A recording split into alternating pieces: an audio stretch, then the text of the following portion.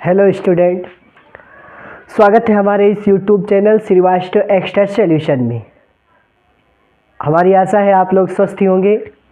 अगर हमारे इस YouTube channel Shrivastava extra solution को आप लोग सब्सक्राइब नहीं किए हैं, फॉलो नहीं किए हैं, तो सब्सक्राइब एंड फॉलो कर लीजिए। आज हम आप लोगों के लिए लेकर के आए क्लास 12th केमिस्ट्री से विलेन चैप्टर का मोलरता के बारे में बताएंगे, मोलरता के बारे में। ठीक है, तो ऐसी कोई चीज़ नहीं है जो हम हासिल नहीं कर सकते, प्रयास हमको संभव करना पड़ेगा।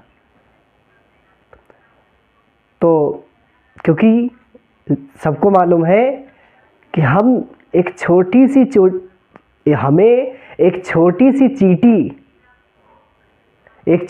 चींटी आपके पैर को काट सकती है, पर हम उसके पैर को नहीं काट सकते। इसलिए जीवन में किसी को छोटा नहीं समझना चाहिए। जीवन में किसी को छोटा नहीं समझना चाहिए। वो जो कर सकता है, वो जो कर सकता है, शायद आप नहीं कर सकते, क्योंकि वो जो कर सकता है वो शायद हम नहीं कर सकते। इसलिए किसी भी व्यक्ति को छोटा या बड़ा नहीं समझना चाहिए, क्योंकि छोटा व्यक्ति क्या कर सकता है आपको नहीं मालूम होगा। क्योंकि चींटी आपके पैरों को क्या कर सकती है, काट सकती है, लेकिन आप क्या काट सकते, नहीं काट सकते ना। तो वही उसी तरीके से हमको एक सीख लेनी चाहिए, है ना। हमें कुछ भी करने की अपने अंदर क्या होना चाहिए, साहस होना चाहिए। तो कहा गया है, हाँ वह मंजर भी आएगा। मतलब हमें अपने जीवन में कभी भी निराश नहीं होना चाहिए, क्योंकि हाँ वो मंजर भी आएगा, प्यासे के पास खुद समंदर भी आएगा। एक न एक दिन वो मंजर भी आएगा और प्यासे के पास खुद समंदर भी आएगा।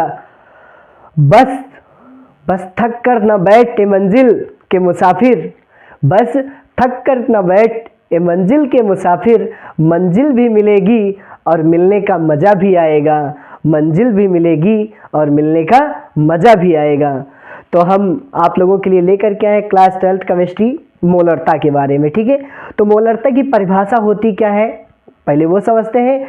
बताया गया किसी निश्चित ताप पर प्रति लीटर विलेन में घुलित पदार्थ की मोलों की संख्या को उस ताप पर विलेन की मोलरता कहा जाता है। ठीक, मोलरता बराबर होता है विलेय के मोलों की संख्या बटे विलेन का आयतन। यहाँ पर विलेय के मोलों की संख्या से तात्पर्य है भार बटे अणुभार से। ठीक है, एक न्यूमेरिकल से समझते हैं। सबसे पहले परिभाषा समझ ही लिए होंगे, नहीं समझ में आएगा तो कमेंट करके बताइएगा। ठीक है, तो किसी निश्चित ताप पर प्रति लीटर विलेन में घुलित पदार्थ के मोलों की संख्या को उस ताप पर विलेन की क्या कहा जाता है, मोलरता कहा जाता है। ठीक है, तो मोलरता बराबर क्या होता है, विलेय के मोलों की संख्या बटे विलेन का आयतन। वो भी किसमें होना चाहिए, लीटर में होना चाहिए। ठीक, एक न्यूमेरिकल है 15% H2SO4 है, शांत सल्फ्यूरिक अम्ल। ठीक है, H2SO4 हमको दिया गया कितना है, 15%। नोट कर लीजिए H2SO4 की मात्रा कितनी है, H2SO4 की मात्रा है कितनी, 15% दी गई। ओके, आगे देखो मोलरता ज्ञात कीजिए। मोलरता ज्ञात करनी, क्या ज्ञात करनी, मोलरता। तो अगर H2SO4 की मात्रा कितनी, 15%, तो विलेन की मात्रा कितनी हो जाएगी, विलेन की मात्रा हो जाएगी टोटल कितनी है, 100%, है ना, 100 हो जाएगी। ठीक है, 100 ग्राम हो गई विलेन की मात्रा और 15 ग्राम किसकी हो गई, H2SO4 की मात्रा। ओके, अब इसके बाद में देखो दिया क्या गया आगे। अब देखो हमको ज्ञात क्या करना है, ज्ञात करना है। अब देखो विलेन का घनत्व, विलेन का घनत्व हमको दिया गया है कितना है, 1 विलेन का घनत्व है 1.10 ग्राम। ओके, 1.10 ग्राम विलेन का घनत्व दिया गया है। तो हमको मालूम है, पहले सबसे पहले क्या ज्ञात करेंगे, H2SO4 के मोलों की संख्या। H2SO4 के मोलों की संख्या, H2SO4 का अणुभार ज्ञात कर लीजिए। H2SO4 का अणुभार दिया गया है, H2SO4 का अणुभार कितना होता है, 98 होता है। ठीक है, H2SO4 का अणुभार कितना हो जाएगा, अणुभार हो जाएगा 98। ठीक, अब यहाँ पे ज्ञात करेंगे, ये हमारे एक टॉपिक में जो है अगले क्लासेस में बताया भी गया। H2SO4 मतलब किसी भी यौगिक का या तत्व का अणुभार निकालना बताया गया। ठीक है, तो 98 आ जाएगा। अब करेंगे इसके आगे ज्ञात क्या करेंगे, लिखेंगे H2SO4 का H2SO4 की मोलों की संख्या।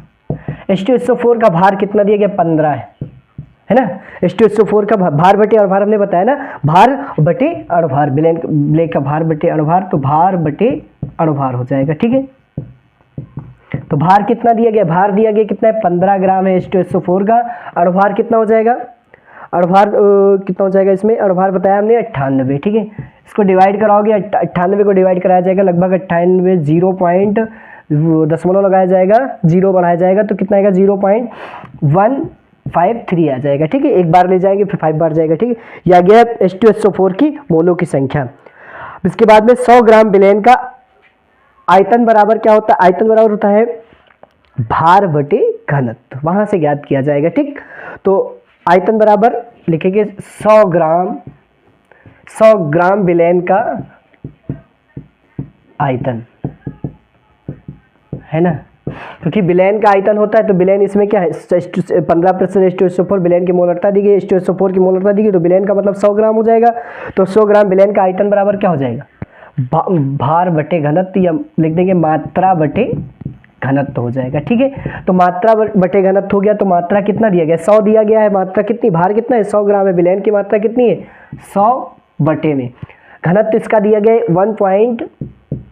1.10 ग्राम, है ना।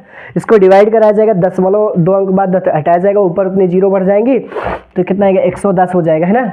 ऊपर 0 बढ़ा, एक 0 से 0 कैंसिल कर दिया जाएगा, बचेगा कितना, 1000 बचेगा। 1000 को 11 दशमलव लगाओगे पहले, फिर दशमलव लगाया जाएगा, फिर कितने, फिर दशमलव लगाया जाएगा, फिर कितना आएगा, 11 9 99, है ना। इसी प्रकार से कितना नहीं, सॉरी, कितना आ जाएगा ये इसको भाग कराओगे तो कितना आएगा, 11 9 99, दशमलव 0 लगेगा, है ना, 9.91, कितना आएगा, सेंटीमीटर क्यूब आ जाएगा।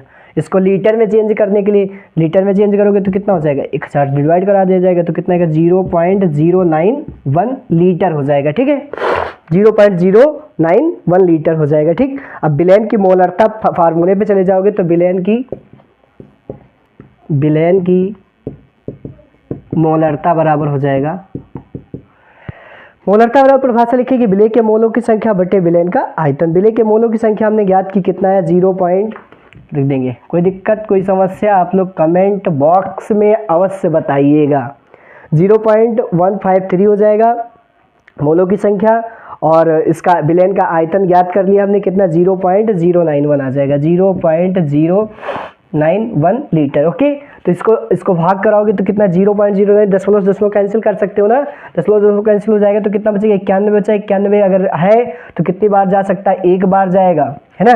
भाग करा के चेक कर लेना, आएगा 1.68। जब डिवाइड कराया जाएगा तो कितना आ जाएगा, मोल प्रति लीटर, यही क्या हो जाएगा, आंसर हो जाएगा।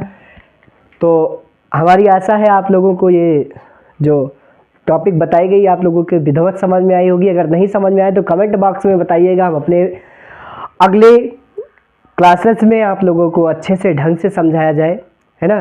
तो हमारे इस YouTube channel Shrivastava extra solution में कमेंट बॉक्स में अवश्य बताएं, और सब्सक्राइब, लाइक, फॉलो करते रहें। और एक आवश्यक सूचना है कि 25 मार्च से क्लास 11 12th की केमिस्ट्री की क्लासेस प्रारंभ हो रही है। तो आप लोग हमारे इस YouTube चैनल को ज़्यादा से ज़्यादा लाइक, सब्सक्राइब एंड फॉलो करें।